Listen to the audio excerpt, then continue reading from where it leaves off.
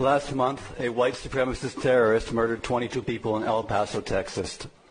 His evil act was inspired by the murder of 51 people at mosques in Christchurch, New Zealand.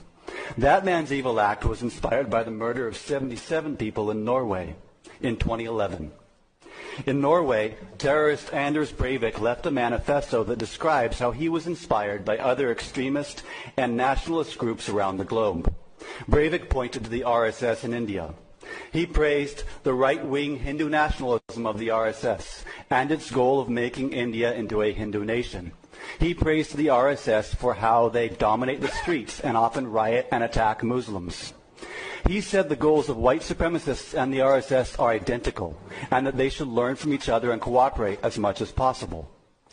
The RSS is a fascist paramilitary founded in 1925, the same year that Hitler published Mein Kampf. The RSS developed with inspiration from the Nazis, and it produced Narendra Modi. In 2002, Modi presided as soldiers of the RSS massacred 2,000 Muslims. They gang-raped women, hacked people to death, burned people alive. Leaders of the pogrom later confessed on camera that Modi sanctioned their violence. For this reason, Modi was banned from entering the USA for 10 years. Today, under Modi's iron-fisted regime, Christians, Dalits, Muslims, Sikhs, and every Hindu who disagrees with the hate, violence, and supremacy of the RSS lives in fear of their lives. Modi's hands are stained with blood.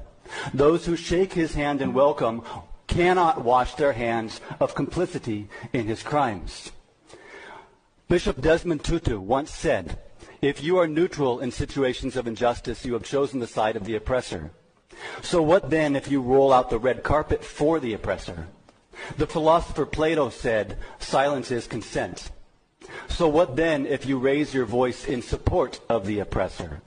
Rather than howdy Modi, the city of Houston ought to be saying adios Modi.